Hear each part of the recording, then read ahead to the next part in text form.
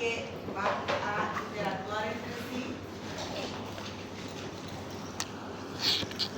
Entonces, todas ellas se necesitan entre sí. ¿Okay? Entonces, va a haber una matriz intracelular, es decir, que no van a estar las células sueltas, sino una matriz donde van a poder asentarse todas estas células y van a poder fijarse. ¿Ya? Entonces, es de esa manera de que las células hematopoyéticas, las inmaduras, se encuentran firmes en la médula ósea y no están saliendo a la sangre periférica. ¿Ya? De hecho, cuando se hace un trasplante de médula, entonces van a ir y se van a localizar estas células específicamente en la médula ósea, no es que se van a quedar, por ejemplo, a nivel del estómago, o a nivel del cerebro, o a nivel de los pulmones. ¿Ya? Entonces, un ejemplo. ¿Quién más o menos tiene una idea en qué consiste el trasplante? Cuando hablamos de trasplante de médula ósea.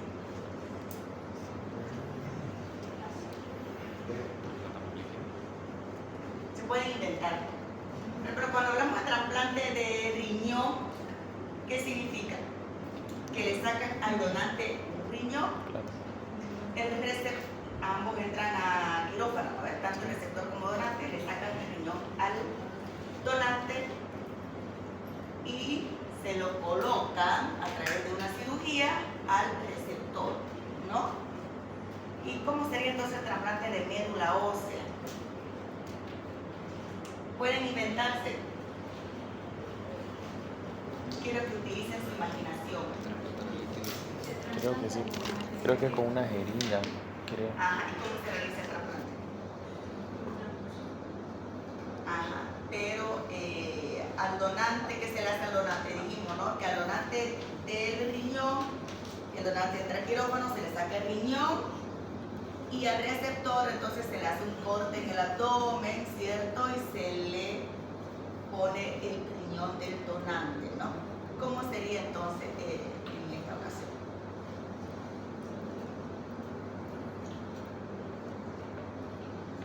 Pero estaba bien, ¿cómo sería entonces? O sea, así como Ajá, al donante.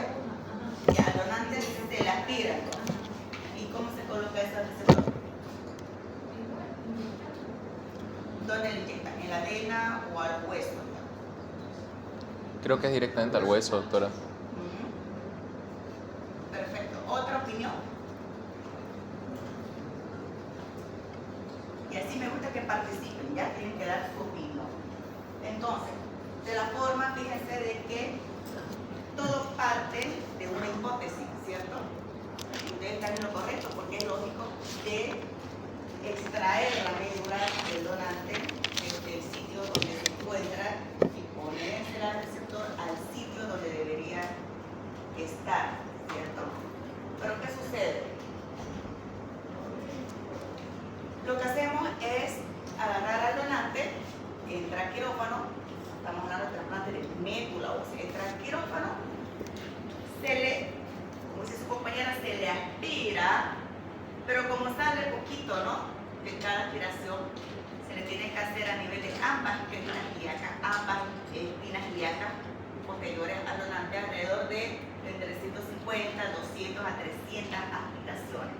Entonces cada vez se le saca un poquito y se coloca, se va colocando en un frasco, ¿no? Entonces se va acumulando. Posteriormente eso, como tiene pículas de hueso, se pasa por un filtro para que se filtren los huesitos y queden solamente el material medular, celular, sin espículas de hueso. Entonces, por ese material medular va a estar con células hijas, con células intermedias, ¿no? Va a tener neutrófilos incluso, va a tener monocito, va a tener mieloblasto. Y nosotros lo que queremos es trasplantar stem cell, ¿cierto? ¿Por qué? Porque el stem cell es el que se va a convertir en todas las células hijas, ¿cierto? Entonces lo vamos a pasar por un citómetro de flujo. El citómetro de flujo va a detectar a las células que son stem cell a través de la identificación del CD34. Entonces de esa manera lo va a separar y va a sacar en una bolsita solamente las células que son CD34, pura stem cell. tener en una bolsita exclusivamente célula stem cell, CD34. Entonces, ahora, ¿cómo se lo vamos a administrar al receptor? ¿Ya? Entonces, directamente se lo administramos como si fuera una transfusión, es decir, por vena. Y entonces ahí es donde yo quiero que entiendan esta parte. Porque entonces es lógico lo que dicen sus compañeros. Se lo estamos administrando a la vena, ¿cierto? Y a través de la sangre va a ir a todos los órganos, va a pasar por pulmones, por los riñones, por el cerebro, por el vaso, por exactamente todos los tejidos del organismo. ¿Ok? Pero ¿acaso esta célula madre se va a quedar en el cerebro cuando pase por ahí? Si se quedaría en el cerebro, imagínense, comenzaría a producir hematopoiesis en el cerebro, ¿no? Comenzaría a producir hematopoiesis en el estómago, ¿cierto? Entonces, sucede que cuando pasa por la médula ósea, se quedan en la médula ósea. No necesitamos nosotros penetrar el producto que hemos obtenido directamente a la médula, sino que ya sabemos que a nivel de la sangre, cuando pase por la médula, se van a quedar en la médula ósea. ¿Por qué? Porque esos stem cells tienen receptores que van a localizar receptores a nivel de la matriz extracelular que van a hacer que se fijen en esta matriz extracelular y se queden ahí. ¿Ok? ¿Me entienden, cierto? Entonces, una vez que se quedan, van a comenzar a proliferar, a autorrenovarse, a diferenciarse en todas las células hijas. Entonces, para que vean lo importante que es la matriz extracelular. ¿Ya? Entonces, formando parte también de la médula ósea, aparte de la célula hematopoyética, la matriz extracelular, también hay otras células. ¿No? ¿Quién lo lee? Adipocitos, células endoteliales, células estromales, células reticulares adventicias, fibroblastos, linfocitos, monocitos o macrófagos, osteoblastos y osteoclastos. Todas esas células tienen que estar totalmente normales, porque todas de ellas le ayudan a formar el microambiente celular y nutren e interaccionan con las células hematopoyéticas. Aparte de nutrirla, la van a estar estimulando para que se produzca una correcta proliferación. ¿Ya? Entonces, si es que fallan estas células o es que hay alteración de la matriz extracelular, no se va a poder producir una correcta hematopoiesis y el paciente va a tener una aplasia medular. ¿Ya? Entonces, es así como se ve en dibujito, obviamente, todo el microambiente hematopoyético o estroma medular. Es decir, vamos a tener una región donde está formado por la parte ósea, que vamos a tener el osteocito, que es el productor de huesos, el osteoclasto, que es el que produce la reabsorción ósea, y de esa manera el remodelamiento óseo, ¿no? Pero también vamos a tener una zona, que es la zona vascular, donde va a estar formada por las células endoteliales, células reticulares adventicias, y otra zona donde va a estar ya las células hematopoyéticas, pero también van a estar los adipocitos, las células mesenquimales y toda la matriz extracelular, ¿ya? Incluso la ubicación tiene que estar exactamente perfecta, porque si esa ubicación en una célula está en otro lugar, entonces ya no va a poder cumplir su correcta función. Es decir, tienen que estar en su zona correspondiente, osteoblástica, como hemos visto, formando parte del hueso, vascular y la zona medular. Entonces, ¿qué es lo que nosotros hacemos? ¿Qué procedimiento vamos a hacer para estudiar la médula ósea? Hacemos dos procedimientos. Uno que es el aspirado medular, que se puede hacer en adulto a nivel external. ¿No ves que agarramos, hacemos una curso y aspiramos con una jeringa que está conectada en la aguja, tiene el trocar? Eso, una gotita, lo extendemos en el portaobjetos, lo tenemos como en grupo Alquienza, y vamos a tener un estudio citológico, porque lo vamos a ver al microscopio. Entonces vamos a ver las células hematopoyéticas y ¿qué es lo que vamos a ver? Vamos a estudiar las distintas series. La granulopoyética, ya por ejemplo aquí hay un callado, ¿cierto? Aquí hay los promielocitos, metamielocitos, la serie eritropoyética, que son las células madres del rojo, las megakaryopoyéticas y los otros que son todos los que forman parte de los monocitos y los linfocitos. ¿Okay? Entonces vamos a ver que la mayor parte está formada por la serie granulopoyética. ¿Ya? Entonces, otra cosa que nos tenemos que fijar es que no hay infiltración por células que no sean hematopoyéticas. Nosotros tenemos que conocer cuáles son los componentes de cada serie, y si vemos otras células que no se forman parte de esta serie, entonces ya estamos hablando de metástasis, ¿no? Por ejemplo, de células cancerígenas, que sea, por ejemplo, una metástasis que venga del pulmón, de la próstata, etc. Entonces, eso es muy importante. También vamos a valorar aquí si están en muy poca cantidad o está en extremada cantidad, una hiperplasia severa, que también nos va a ayudar a hacer el diagnóstico. ¿Ok? Entonces, otra cuestión es que nosotros, por ejemplo, de entrada, cuando vemos en microscopio, tenemos que ver un polimorfismo celular. ¿Qué significa? Fíjense, células pequeñas, células medianas, células más grandes, ¿no? Tenemos que ver así un polimorfismo, distintos tamaños y distintos colores y formas del núcleo. Algunos con cromatina más laxa, otros con cromatina más densa, algunos con el núcleo redondeado, el otro globular, el otro en forma de callado. Entonces, ese polimorfismo es que nos va a dar la impresión de que la persona tiene una médula ósea normal, porque cuando es una leucemia, vamos a ver que va a estar lleno de mieloblastos, ¿ya? Por ejemplo, este tiene características de mieloblastos. Si es una leucemia mieloide aguda, vamos a ver que todas son como fotocopia de toda esta célula, todita. Y vamos a decir, hay una monotonía celular. Todas las células son del mismo tamaño, todas tienen cromatina laxa, es decir, tienen la misma morfología, ¿ya? Y por lo tanto, ya estamos hablando de algo patológico, y cuando hablamos de monotonía celular ya estamos hablando de cáncer, ¿ya? Entonces, ¿qué me voy? Que de entrada, la primera vez que nosotros podemos decir si esa médula ósea tiene cáncer o no tiene cáncer. Directamente porque tenemos formas y tamaños variados o una monotonía celular. ¿Cómo es el nombre cuando son formas y tamaños diferentes? Polimorfismo.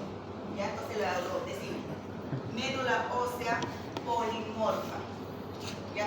O médula ósea con polimorfismo celular. ¿Ya? Entonces, ¿qué sucede cuando nosotros nos encontramos ante un paciente que tiene pancitopenia y estamos sospechando una aplasia medular? Leucopenia, anemia y trombocitopenia. Eso es lo que se llama pancitopenia. Si digamos que sea una aplasia medular, en la aplasia medular no hay células hematopoyéticas prácticamente, ¿no? Si nosotros aspiramos, ¿va a salir algo? No nos va a dar como para hacer un correcto diagnóstico. Por lo tanto, nosotros solamente vamos a poder informar que está hipocelular, pero nada más. ¿Qué tenemos que hacerle? Una biopsia. Entonces, si es adulto, es a nivel de ¿dónde? Espina ilíaca posterior. ¿Se acuerdan, no? El primer tema, espina ilíaca posterior. ¿Qué le sacamos? Un pedacito de hueso. Lo mandamos a patología, el patólogo entonces lo corta, lo pone en un portafolio y va a mirar, pero ya el corte histológico, no células sueltas, no es un estudio citológico, sino un estudio histológico. ¿En qué nos va a ayudar? De que va a haber toda la estructura, no células sueltas, sino la parte del hueso, la parte de la cortical, ¿no? Entonces, de esa manera va a ver de que todas estas células hematopoyéticas están prácticamente ausentes o hay menos del 10%, y que todo va a estar ocupado por adipocitos, ¿no? Por grasa. Entonces, él es quien va a dar el diagnóstico de aplasia medular, ¿ya? Entonces, si es solo una monocelular, una monocitopenia, por ejemplo, solamente anemia, o solo trombocitopenia, podemos hacer un aspirado medular, un estudio citológico, simplemente. Pero si es una pancitopenia, siempre es mejor hacer biopsia, ¿ya? Precisamente para poder hacer el diagnóstico de aplasia medular. Entonces, Posteriormente, ya conocen la composición de la médula ósea, entonces ya vamos a ir a los compartimentos. Es decir, todas estas células hematopoyéticas van a tener procesos distintos. Por ejemplo, ¿qué sucede con el stem cell? Acuérdense, ahorita hablamos del stem cell, que el stem cell tiene la capacidad de convertirse en una célula hija, ¿no? Entonces, una persona tiene hemorragia, entonces varios stem cells se van a ir a diferenciar hacia la línea eritroide, ¿no? Para poder suplir. Entonces, imagínense si nosotros estamos ocupando para la renovación celular, estamos ocupando stem cell todo el tiempo. Y por lo tanto, va a llegar un momento en que se gaste y no podamos regenerar la médula ósea, ¿no? Entonces, ¿qué es lo que tiene que hacer el stem cell para compensar y evitar el consumo del stem cell hasta el punto de que no exista ninguno para poder renovar? Sería la autorrenovación. ¿Se acuerdan, cierto? Eso ya lo pasamos, ¿se acuerdan? Entonces, ¿quién se acuerda cuál era la autorrenovación? Cuando crea una célula civil. Perfecto. Entonces se va a autorrenovar. Entonces ahí ya estamos hablando de el stem cell que tiene que marcador CD34. y también CD117. Ambos marcadores lo va a identificar el citómetro del flujo y el más conocido es el CD34, ¿no? Y acuérdense entonces que este stem cell luego se va a convertir en célula progenitora, esta es precursora y esta en célula madura. ¿Cómo se llama ese proceso? Diferenciación. Esta célula progenitora y esta precursora van a ir y van a formar otras células a través de la mitosis. ¿Cómo sería?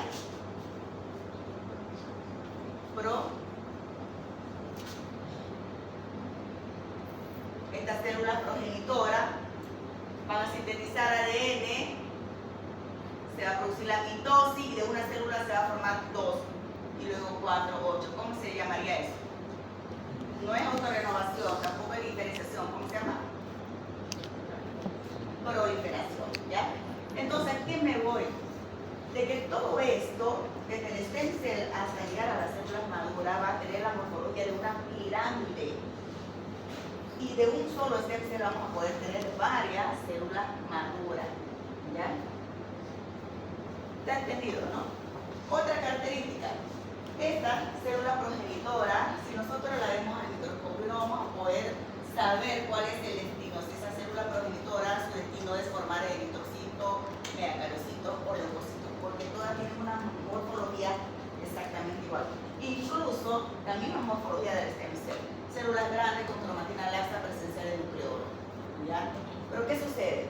Cuando esta célula progenitora se convierte en célula precursora, ya tiene morfología distintiva y podemos decir, este es un mieloblasto, este es un eritroblasto policromatófilo, este es un megacariocito, ¿ok? Entonces, lo que ustedes vieron en la diapositiva, que dijimos que se trata, es el estudio celular de la médula ósea, en la cual teníamos que ver que sea una médula ósea polimorfa, ¿no? Todas esas células que vieron ahí, ¿qué serían? Stem cell, progenitora, precursora o células maduras.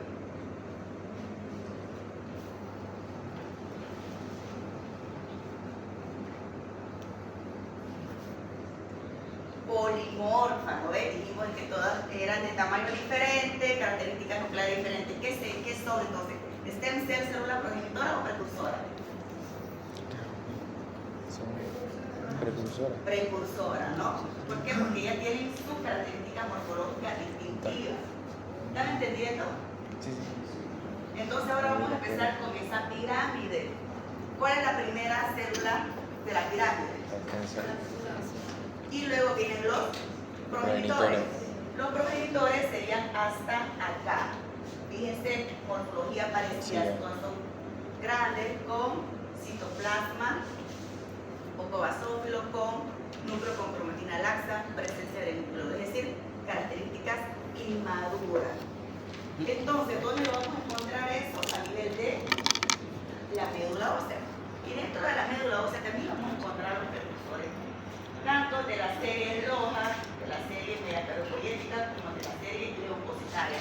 Pero ya van a tener morfología distinta.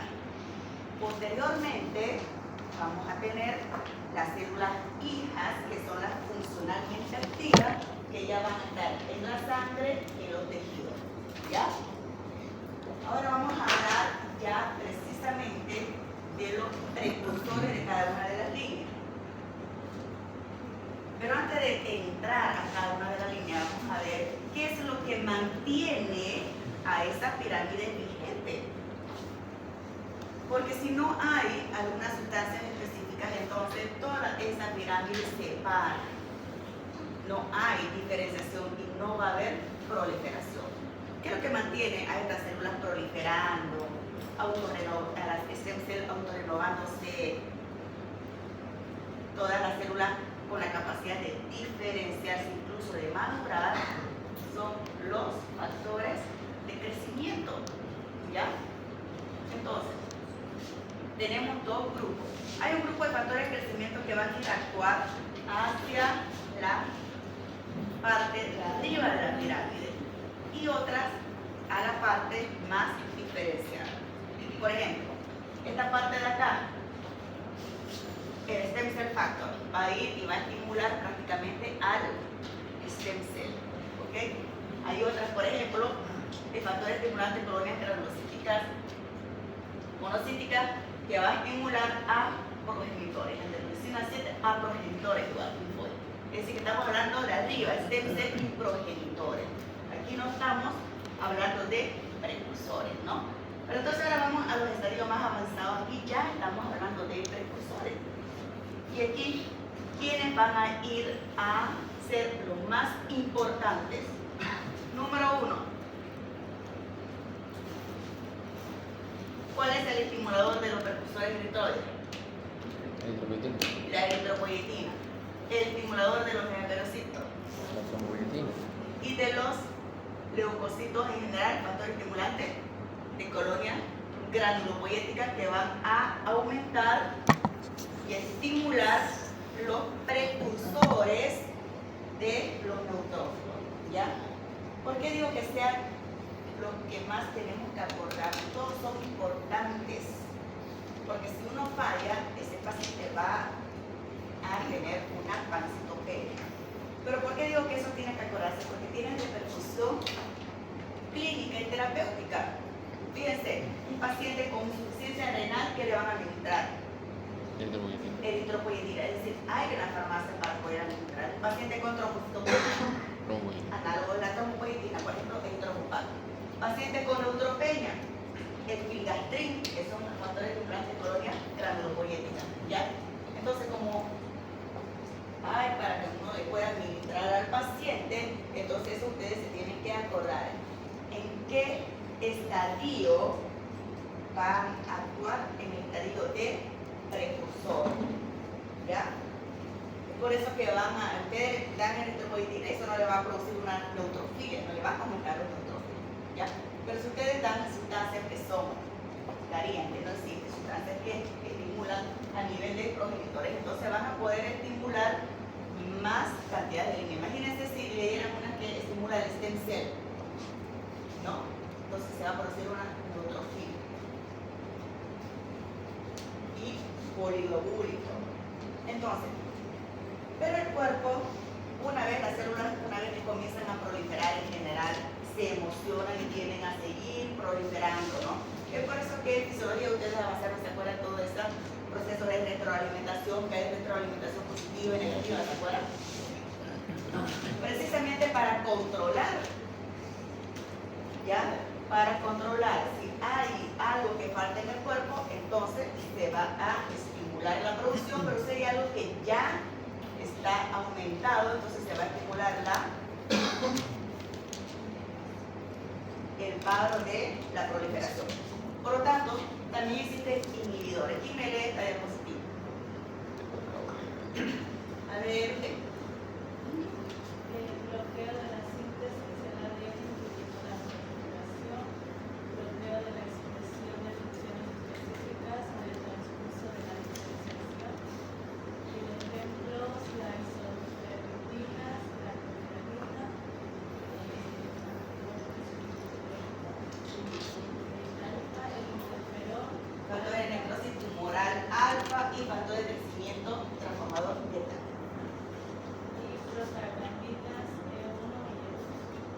Entonces, gracias a ellos, cuando se comience una célula a proliferar, no lo va a hacer hasta producir un exceso de células, sino que se van a secretar estos inhibidores que van a frenar el proceso de proliferación.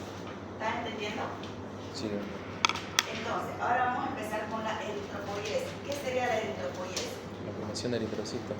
Formación de eritrocitos, ¿no? Entonces, estamos hablando, sí, desde la diferenciación de la primera célula precursora hasta el eritrocito maduro, es decir, toda esa línea vertical, ¿no?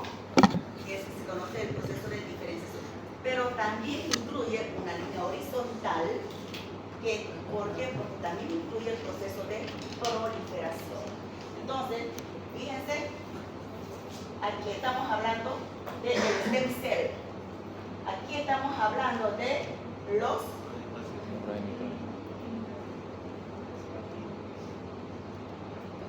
¿de qué célula? ¿Los progenitores? Perfecto, los progenitores.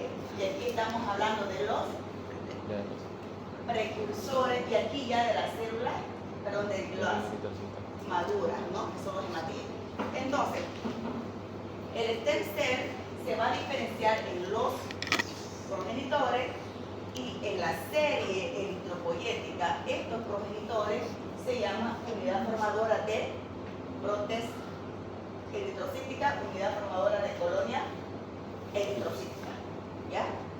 Entonces, posteriormente vamos a ir a los precursores. Y fíjense acá, ¿quiénes van a estimular toda esta serie de eritropoiesis? La eritropoietina. ¿Okay? Entonces, ¿cómo se llama el primer precursor? Proeritroblasto. Entonces ahora vamos a hablar específicamente de todo ese proceso, pero de una forma más fácil. Y aquí lo vamos a ver el proeritroblasto. Entonces, ¿qué sucede? El proeritroblasto, vamos a ver, es una célula, en primer lugar, grande. El citoplasma es de color basófilo, porque no hay hemoglobina ahí, y la hemoglobina que es la color rojita. Y el núcleo, fíjense, el núcleo al ser una célula inmadura tiene una cromatina laxa. ¿Quién sabe la diferencia entre cromatina laxa y cromatina densa? Es algo que avanzaron en histología, ¿se acuerdan?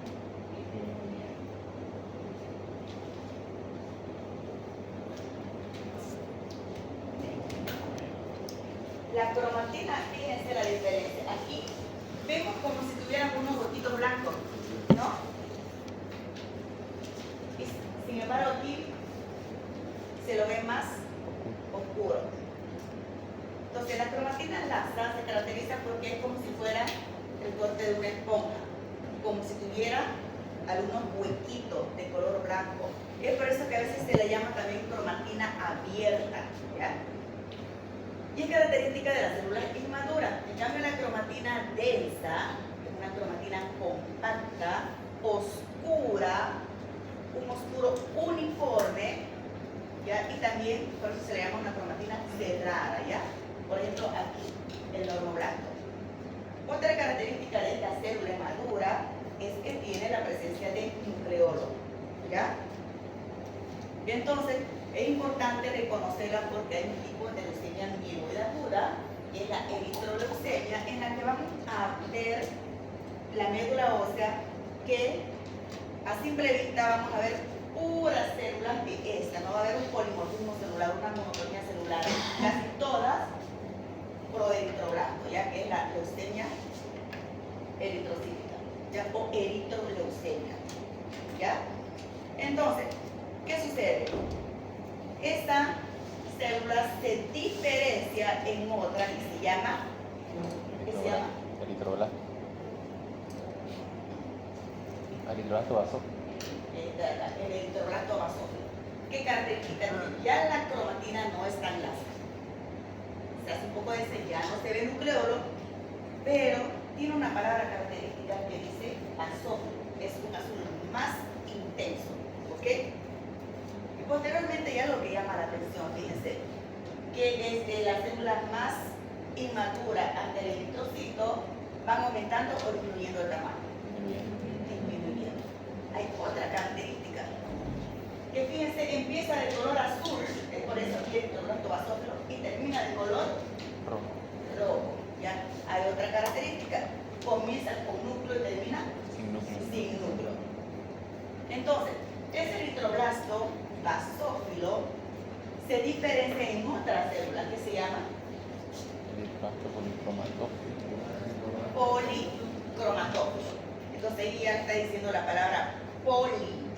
No está hablando de una coloración definida, no está diciendo de que es de coloración basófila, pero tampoco roja, ¿cierto? Ni es azul ni es rojo, es poli.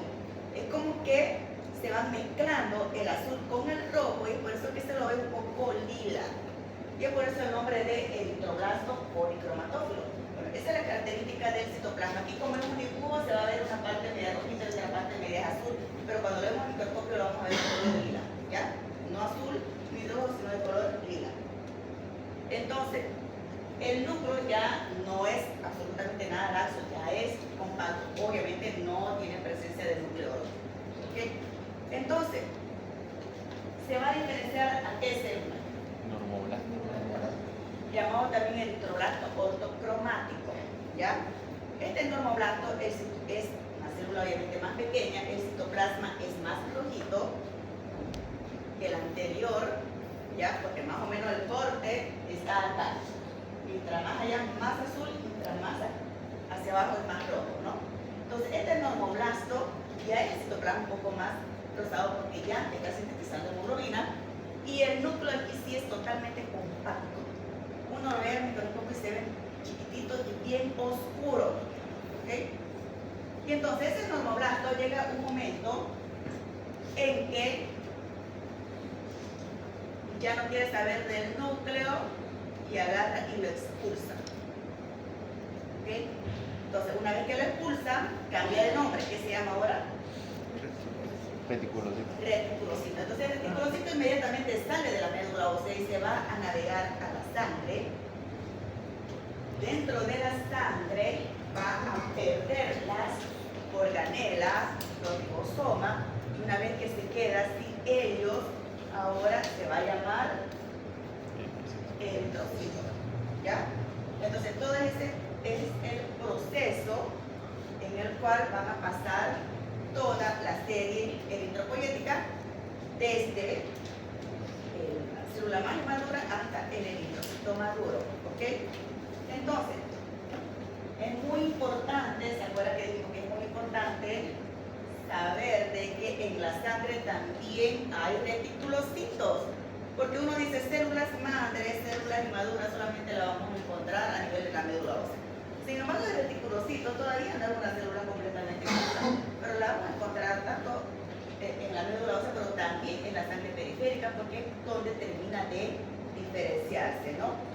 Por lo tanto, ¿se acuerdan que la anterior clase, ¿no? Fue cuando dijimos cuáles son las causas de anemia con aumento de reticulocito o anemia con disminución de reticulocito? Sí, ¿no? Entonces vamos a tener la anemia degenerativa y la anemia regenerativa. Entonces, ya hemos hablado de que para que se produzca todo este proceso de proliferación y diferenciación se necesita una sustancia que se llama eritropoyetina, ¿no? Entonces, ¿cuál es el proceso? Vimos que desde el stem cell se va a diferenciar a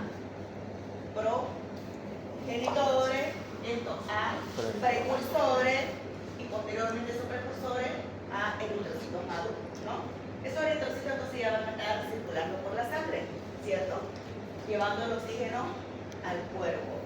Y por lo tanto, a nivel del, sobre todo a nivel del riñón, van a haber unos que se llaman sensores de oxígeno, una célula sensora de oxígeno, que le van a estar indicando a estas células pertubulares renales la cantidad de oxígeno que hay en el cuerpo.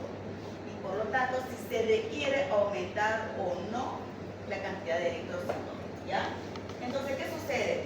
en el caso de que haya una hipoxia, una disminución del oxígeno. ¿Quién lo va a detectar? Sobre todo a nivel renal, en menos cantidad en el hepatocito. Lo que quiero que ustedes se acuerden bien aquí, la parte renal, ¿ya? Entonces, ¿qué es lo que va a hacer? Las células pertubulares van a comenzar a aumentar la síntesis y secreción de ¿qué? Eritropoyetina.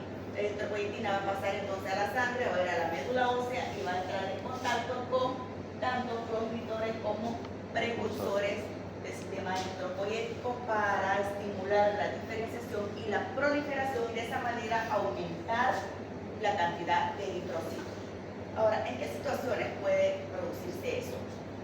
El que más conocemos, que es la anemia, ¿no? ¿Cierto?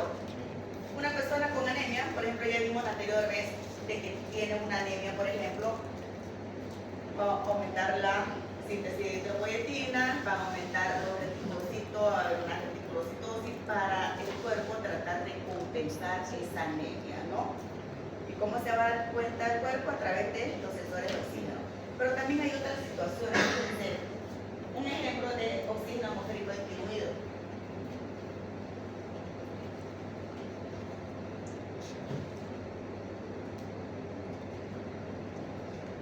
Un ejemplo donde haya oxígeno atmosférico disminuido y por lo tanto esa persona aumente la cantidad de eritropoyetina para que aumente la cantidad de eritrocitos. En ciudades que tengan alta altura. En las ciudades altas, ¿no? Por ejemplo en La Paz. ¿A qué me voy? Que esas personas no requieren tener anemia como para que aumente su síntesis de eritropoyetina. Y en esta ocasión va a haber un aumento de la producción de eritrocitos más de lo normal, ¿no? Otra situación, pacientes con hemorragia, va a disminuir la bulimia y esa disminución de la bulimia va a inducir hipoxia. Otra, enfermedades cardiopulmonares, por ejemplo, las cardiopatías cianóticas, las EPOC, enfermedades pulmonares obstructivas crónicas, ¿no? Concentración de hemoglobina, aquí ya hemos hablado de las anemias, ¿cierto? Y hay otra que es la afinidad de hemoglobina por el oxígeno. Es muy rara, pero hay una enfermedad bien rara en la cual la hemoglobina, que nosotros sabemos que la función es ir a los pulmones y agarrar el oxígeno, ¿cierto? Y cuando vaya ya por los tejidos, desprender el oxígeno hacia los tejidos, ¿cierto? Pero una enfermedad genética que se caracteriza porque esa hemoglobina cuando va a los pulmones agarra el oxígeno, pero cuando viene a los tejidos no quiere desprender el oxígeno. Ya se llaman hemoglobinas con aumento de la afinidad por el oxígeno. Entonces esa persona en realidad van a tener un aumento de la hemoglobina por el exceso de producción de eritropoyetina, pero sin embargo no va a oxigenar a los tejidos. Por lo tanto van a tener hipoxia, ¿ya? Entonces por ese motivo. Entonces, de esa manera se va a formar un circuito de estimulación de la eritropoiesis gracias a la eritropoyetina y gracias a los sensores de oxígeno. ¿Está entendido? ¿Qué dijimos? ¿Qué patología es que se produce menos cantidad de eritropoyetina? Insuficiencia renal. Y se administra, por lo tanto, eritropoyetina por vía subcutánea. Generalmente una ampolla de 10.000 unidades por semana. Entonces, aquí está ya un resumen en la cual vamos a estar a nivel de la médula ósea. Y en la médula ósea, las células del sistema eritropoyético va a proliferar, va a diferenciarse, a sintetizar hemoglobina, gracias a que tiene los ingredientes: hierro, vitamina B2 y ácido fólico. Y también gracias a que la eritropoyetina. Entonces esto es importante porque los eritroblastos necesitan sí o sí eritropoyetina para ser estimulados. Y hemos visto que es lo que sucede en insuficiencia renal. Pero también necesitan hierro. Si no hay hierro, va a haber una anemia. Si no hay vitamina B2 y ácido fólico, tampoco se va a poder producir entonces la proliferación. Por lo tanto, también el paciente va a tener una anemia, ¿no? objetivo de todo eso? La producción Producción de eritrocitos, ¿ya? Para suplir de oxígeno a todos los tejidos. ¿Quién va a producir la eritropoyetina en caso de disminución de oxígeno? Las células periculares renales, ¿ya? Ok. Entonces, hablemos ahora de la eritropoyetina. ¿Qué es lo que tenemos que saber acá? En primer lugar, ¿dónde se produce? el 90% de las células Y periciales solo el 10% en el hígado y otros tejidos, ¿ya? Por lo tanto, tienen ustedes que recordarse la palabra riñón en primer lugar, ¿ok? Función, ya sabemos, estimular la producción de eritrocitos, inducida por la hipoxia. Entonces, ahora vamos a pasar a la megacariopoiesis o trombopoiesis, que es la producción de plaquetas. Entonces, aquí vamos a ver cómo van a pasar esa célula precursora, que es el megacardioblasto, a la producción de plaquetas. Y vamos a ver un dato importante. Acá, al igual que la anterior serie eritropoyética, el citoplasma va cambiando de color de azul a rosado. Pero a diferencia del anterior, en esta ocasión va aumentando o disminuyendo el tamaño. Pero aumenta. Aumentando el tamaño. Entonces, cada vez este megacardioblasto va a ir aumentando de tamaño, el citoplasma va a ir madurando y hay otras características peculiares. Y quiero que ustedes hagan bien la diferencia. ¿Se acuerdan cuando hablamos de los neutrófilos? Hemos visto de que esos neutrófilos tienen el núcleo multilobulado, ¿no? ¿Cuántas lobulaciones? De 2 a 5. De 3 a 5, ¿cierto? ¿Cuántos núcleos tiene entonces un neutrófilo?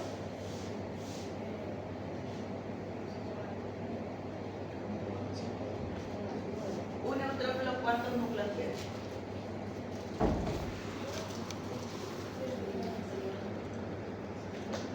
Un solo núcleo. Solo que ese núcleo está lobulado, ¿no? Pero ahora hablemos de la característica de los megacariocitos.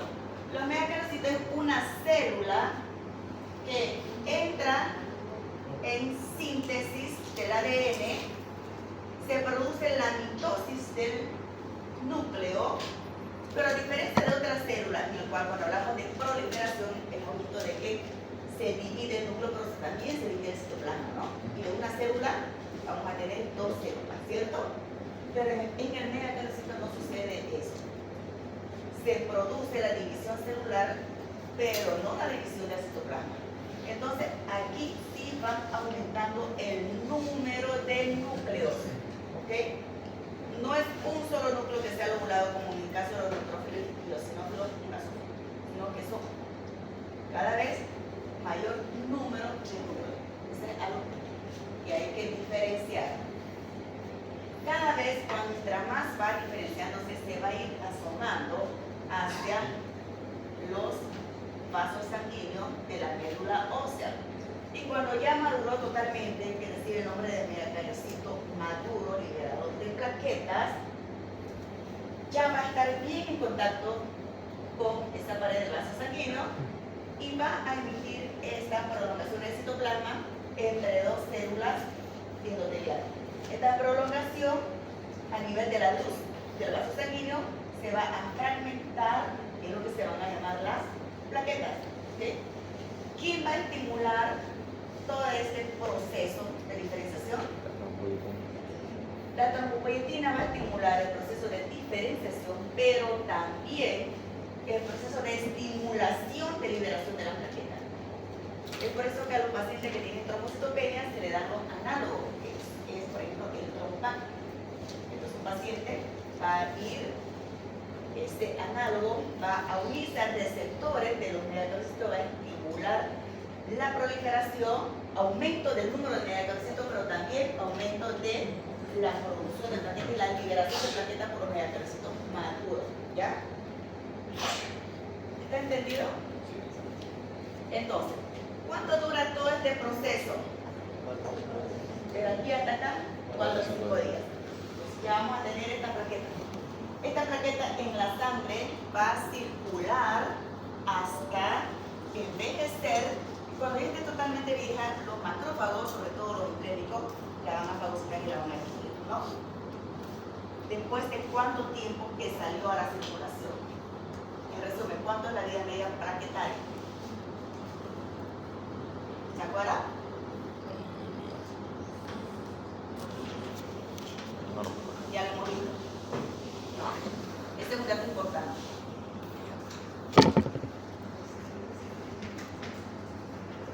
Alrededor de 10 días. ¿Ya? Por eso, ¿se acuerdan? Cuando una persona está tomando pirineta, ¿qué es lo que produce el ácido acetilsalicílico? Inhibición de la ciclooxigenasa plaquetaria, de esta manera inhibidora de la función de la pirineta, ¿cierto? Entonces, esta persona tomó hoy pirineta. ¿En cuánto tiempo ustedes van a tener la certeza de que no existe ningún riesgo, que esa persona ya, todas sus plaquetas están funcionando de forma normal?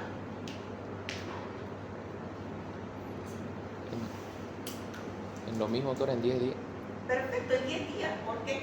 Porque esa alteración que se produce es de forma irreversible, no es como otro medicamento que uno lo toma y tiene su vida media de 8 horas, 12 horas, 24 horas, ¿no? Este produce la inhibición de la función de la plaqueta, pero de forma irreversible. Por lo tanto, imagínense, tiene que pasar alrededor de 10 días en la cual la última plaqueta que haya sido afectada por esta pirineta haya sido entonces alterada su función. ¿Ya? Entonces nosotros ya podemos tener la certeza que el 100% de las plaquetas van a estar con una función del 100%, ¿no ves? Entonces, la trombopoietina. Dijimos que la eritropoietina se producía en las células ventriculares renales, ¿no? ¿Y produce? ¿Dónde se produce la trombopoietina? ¿Quién me lee esto? A ver aquí, ¿quién me puede leer esta diapositiva de producción? A ver usted. Una reguladora de la producción plaquetaria que con proteínas de peso 350 aminoácidos con peso molecular de 30 unidades que comparte cierta homología con la eritropoietina. ¿Dónde se produce?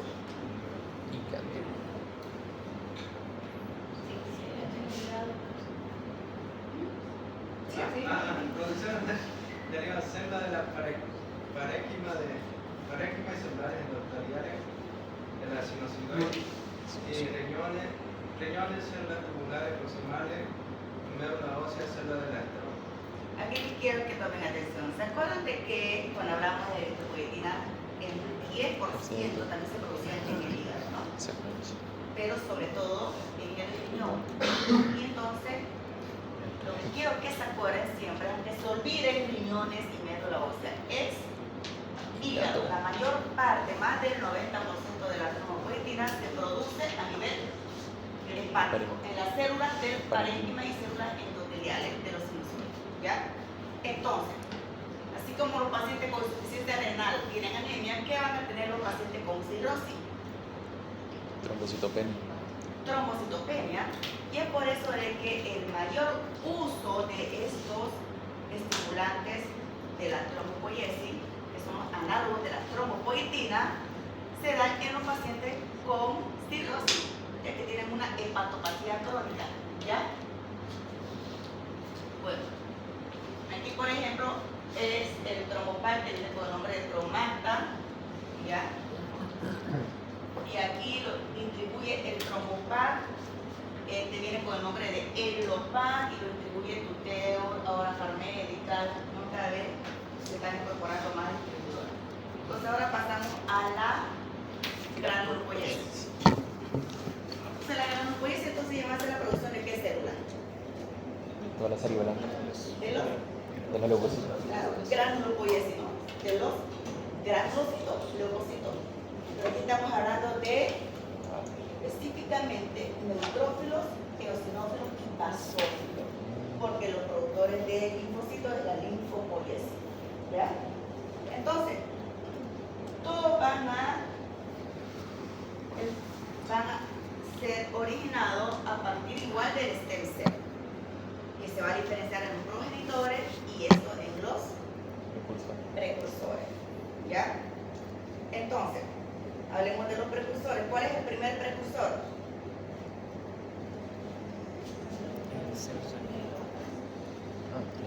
El mieloblasto. ¿Cuáles son entonces las células hijas diferenciadas? Neutrófilos, pero también eosinófilos y basófilos. Veamos un dato. Van aumentando o disminuyendo de tamaño conforme van diferenciándose. Disminuyendo de tamaño. ¿Ok? Otro dato, el núcleo de ser redondo se va a convertir en un núcleo multilocular y de tener una cromatina laxa con presencia de nucleolo en una cromatina densa y sin nucleolo. ¿Ya? Entonces, el mieloblasto, que es el primero, ya dijimos, cromatina laxa, fíjense, abierta, como si tuviera una ventana blanca, presencia de nucleolo. Y la morfología es bien típica y uno, por ejemplo, los que somos especialistas en hematología tenemos que conocer bien esa morfología. Esta es una fotografía, obviamente, ya no es un libro, es una fotografía. Porque en la leucemia mieloide aguda vamos a ver una médula ósea con monotonía celular. No vamos a ver este polimorfismo. ¿Por qué? Porque va a haber una proliferación clonal de esta célula, que es el mieloblasto, que va a ser incapaz de diferenciarse al siguiente, que es el promielocito. Y por lo tanto no va a haber producción de neutrófilo. Esa persona va a tener una neutropenia severa. ¿Ya?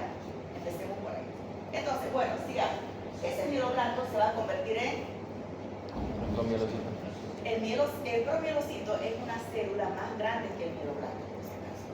Y luego a partir de ahí van disminuyendo de tamaño hasta el neutrófilo. Entonces, un dato importante es que tanto el mieloblasto como el promielocito, nosotros no vamos a poder decir este mieloblasto y este promielocito se va a convertir en neutrófilo o su destino es convertirse en un eosinófilo o en un basófilo, ¿ya? Porque son idénticos.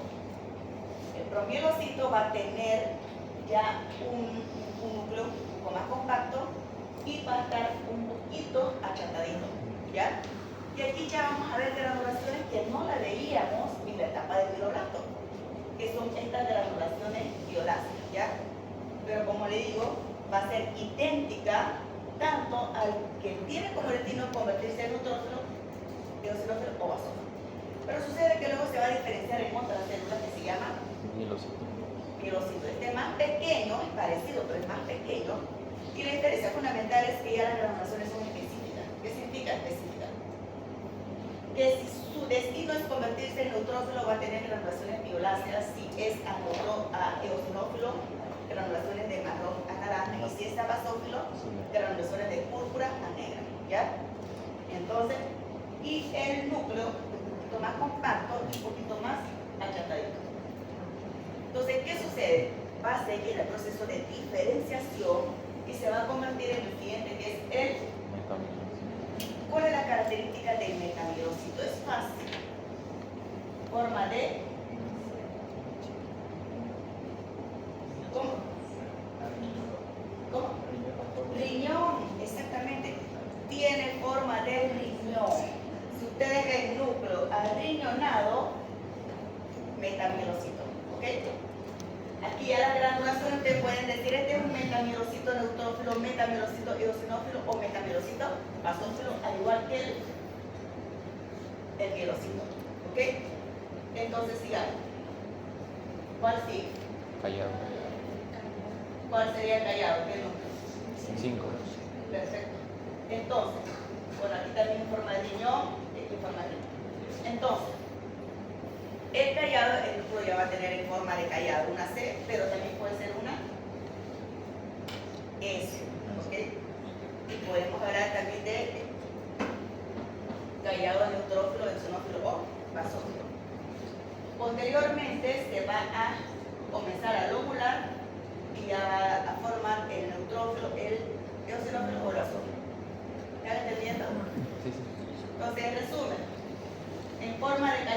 se va a llamar? Tallado. En forma de riñón, así o ya, o así. Metamelocito. ¿Ya? Una célula que sea grande, con granulaciones, violáceas, un núcleo ya un poco más denso. ¿Cómo se va a llamar? Promelocito. Y si tiene la cromatina totalmente laxa y tiene nucleolos sí o sí, mieloblasto. Entonces, si vemos que está esa médula ósea llena de mieloblasto, leucemia mieloide aguda. Si vemos que está lleno de promielocito, se va a llamar leucemia promielocítica. ¿Ya? Si vemos que está lleno tanto de neutrófilos, eosinófilos, basófilos, lleno de callado, de metamielocitos, de mielocitos extremadamente abundantes y en menor cantidad aumento de promielocitos y mieloblastos, vamos a hablar de una leucemia mieloide crónica. ¿Ya? ¿Está entendido?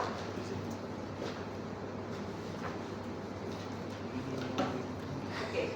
Factores estimulantes, que son los factores de crecimiento. Fíjense, ya estamos hablando de la eritropoyetina, análogo de la trombopoyetina, entonces ahora nos falta hablar de lo que van a estimular la producción de neutrófilos y que nosotros vamos a indicar con neutropenia. ¿Ya? Entonces estamos hablando de qué? Del famoso filgrastim. ¿Ya? Ahora, en forma, el cuerpo produce esta sustancia. En el caso de los macrófagos fibroblastos celulares endoteliales, ambas, y en el caso de la factores estimulantes colonias granulopoyética monopoyética, van a ser producidas por los linfocitos. En resumen, esta de acá va a ser producida tanto por los linfocitos como por todas estas células, y esta de acá por todas ellas, pero no por los linfocitos. ¿Se ha entendido? Y hay algo que es importante que ustedes sepan. Dijimos que se utiliza solamente para la producción de los neutrófilos del paciente con neutropenia, ¿no? Pero ahora se ha encontrado una función extra en la cual se sabe de que también tiene la capacidad de estimular desde línea inicial, incluso a nivel del stem cell. ¿Ya? Entonces, ¿para qué lo utilizamos? Esta sustancia, el famoso filgrastim, no solamente estimula la producción de neutrófilos, sino también estimula la proliferación del stem cell. Entonces ahora eso es utilizado en la práctica clínica. ¿Se acuerdan cuando le dije en qué consistía el trasplante de médula? En la que al donante se lo llevaba al quirófano, se le ponía anestesia general y se le daba alrededor de entre 150 a 300 punciones a nivel bilateral de ambas espinas ilíacas posteriores, ¿no? Para recolectar y luego transfundirlo, ¿no? Que es el trasplante al receptor, ¿no? Entonces imagínense ese pobre donante. En primer lugar, ustedes están sufriendo el riesgo de la anestesia general. En segundo lugar, si una persona con una sola punción sale con dolor, imagínense con tantas punciones. ¿Ustedes lo harían eso por un ser querido? Sí. ¿Pero lo harían por un desconocido? No, ¿cierto? Entonces, ¿qué sucede? Hablemos de la realidad, porque a veces ni para suceder. Yo he tenido pacientes que han tenido la posibilidad de viajar a que le hagan trasplante en otro país, teniendo hermanos de padre y madre, y los hermanos han dicho que no. ¿Saben de qué? Hay de todo. Imagínense un desconocido, ¿no? Entonces resulta de que no siempre es posible encontrar donantes compatibles. Los más compatibles son hermanos de padre y madre. Pero imagínense a alguien que no tenga hermanos, porque tengan medios hermanos. A veces el hermano de padre y madre no es compatible. Entonces por eso ahora se usa los donantes no relacionados, es decir, se estudia la HLA de varios donantes que voluntariamente se ofrecen a formar los donantes voluntarios y ellos están en un libro, digamos, en una lista para que cuando se requiera una persona compatible, entonces ellos van y donan médula, ¿ya? Son los donantes voluntarios. Pero, ¿cómo se logró tener donantes voluntarios? Con un requisito. No pasan por el quirófano y no se le hace este montón de funciones aspirativas para que poder donar la médula. A ese donante lo que se le hace es que se le coloca el filgastrin durante 10 días. Ese filgastrin ya dijimos que estimula ¿qué célula? También estimulan al stem cell, ¿ya? Entonces, por lo tanto, va a ir hasta la médula y el stem cell va a proliferar a nivel de la médula. Pero además tiene otra función de que acuérdense de que ese stem cell, ¿se acuerdan de que tenía esos receptores que se fijaban a la matriz intracelular? Y es por eso que se quedaba fijo en la médula ósea, no salía la sangre ni a otro órgano, ¿no ves? Esto también hace que esa fijación del stem cell a la médula ósea sea más débil. Por lo tanto, van a proliferar a nivel de la médula ósea y van a salir de la médula ósea a nivel de la sangre. Ustedes van a hacer un hemograma a ese donante y va a tener una leucocitosis de incluso hasta más de 100.000, pero rico en stem cell. Entonces, a ese donante que ya su sangre está llena de stem cell, lo vamos a colocar en un equipo de aféresis. Es decir, se le hace una venoclisis, digamos, una punción venosa, va a salir la sangre por la tubuladura del donante y va a llegar al equipo. El equipo va a separar la célula, ya se va a quedar con esas células grandes, que por lo tanto al ser grande, la mayor parte entonces van a ser stem cell, ¿no ves? Y el resto, eritrocito, plaqueta, el resto de neutrófilos, eosinófilos, etc., van a ir a través de otra tubuladura a pasar y ser devuelto al donante a través del otro brazo o de una llave de 2 vías, ¿ya? Entonces se va a crear una bolsita llena de esas células madre. ¿Qué sucede? Esas células madre van a estar contaminadas, no solamente va a haber stem cells, sino también va a haber progenitores, porque los progenitores igual son grandes. ¿Se acuerdan que hemos dicho que son parecidos al stem cell? Entonces, de nuevo, esa bolsita lo vamos a llevar al equipo, que es el citómetro de flujo, para que detecte y separe solamente a los stem cells a través de determinaciones que marcadores. Ay, lo sé. CD34. También CD117, pero el más conocido es el famoso CD34, ¿no? Entonces ya vamos a tener esa bolsita se la vamos a transfundir al receptor, ese es el trasplante, ¿ya? Entonces de esa manera ya hay más facilidad de conseguir donantes, ¿ok? ¿Han entendido? Sí. ¿Han hecho lista, no ves?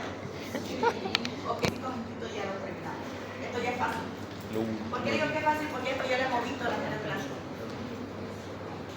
Entonces, ahora el linfopoiesis ya sería la producción de qué? El linfocito. De linfocitos.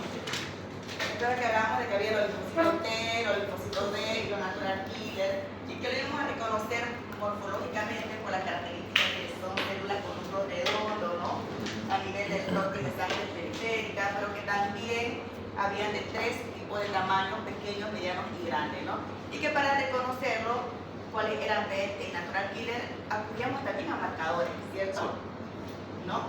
Entonces, pero ¿cómo se van a producir estas células? Entonces, vean. Existen 2 tipos de órganos. ¿Cuáles son los? Primarios y los secundarios. ¿Quién me lee órganos primarios? Aquellos en los que los linfocitos maduros se originan a partir de células precursoras, linfoblastos. Entonces, ¿qué significa? Veamos la médula ósea. La médula ósea va a estar el stem cell. Ese stem cell se va a diferenciar a progenitores. Los progenitores a precursores. ¿Cuál es el precursor? El linfoblasto. Estos linfoblastos a nivel de la médula ósea se van diferenciando hasta convertirse en linfocitos. ¿Ya? Ese es un ejemplo. Es decir, que están originados de linfoblastos. ¿Quién lee los secundarios? Se generan unas células linfoides a partir de linfocitos maduros, linfopoiesis secundaria, que al ser estimulados por un antígeno se transforman en plasmas, linfoides grandes, centroblastos e inmunoblastos. Perfecto. Entonces, es decir, un linfocito maduro, no necesariamente un linfoblasto, un linfocito maduro puede proliferar y formar otro linfocito, ¿ya? Esto es lo que se llama órganos. ¿Dónde se localizan los órganos? Linfopoyéticos secundarios. Lo vamos a entender como todo. Fíjense. Lo sabía. A nivel de la médula ósea vamos a tener ese stem cell progenitor, el linfoblasto, ¿ok? Y ese linfoblasto va a diferenciar y se va a convertir en linfocito D en la médula ósea, ¿ya? Entonces, pero algunos linfoblastos van a salir de la médula ósea y se van a ir al timo. Y en el timo, esos linfoblastos se van a diferenciar en linfocitos, pero en este caso linfocitos T. En ambos lugares provienen de linfoblasto, ¿ok? Es por eso que se llaman órganos linfáticos primarios. En la médula ósea se produjeron los linfocitos T a partir del linfoblasto y en el timo los linfocitos T a partir del linfoblasto también. ¿Está entendido? ¿No? Pero ¿qué sucede? Ya en la médula ósea tenemos el linfocito B maduro, en el timo es el linfocito T maduro, que posteriormente sale a la sangre. En la sangre sigue navegando, pero ¿qué sucede ese linfocito? Ese linfocito B tenía su casita en la médula, ¿no ves? Donde estaban sus padres, que eran los linfoblastos. El linfocito T tenía su casita en el timo, donde estaban sus padres, que eran los linfoblastos. La primera casa. Salieron de su casa, comenzaron a nadar por la sangre, pero resulta que también quieren una casa propia, ¿no ves? Para ya ellos dar su hijo. ¿Cuáles son ya las casas propias? Los órganos linfoides secundarios. Algunos pasan por el ganglio linfático y dicen quiero quedarme a vivir acá. Otros por el vaso, otros por el tejido linfoide de la mucosa que es el tubo digestivo y se quedan ahí. Esos linfocitos, tanto los T como los B. Esos son los órganos linfoides secundarios. Entonces, esos linfocitos maduros entran en contacto con un antígeno, se activan y proliferan. Y todo entonces esa producción de linfocitos a partir de otro linfocito maduro, ya no de uno maduro como un linfoblasto, se llama linfopoiesis secundaria. ¿Está entendido? Ya, acá.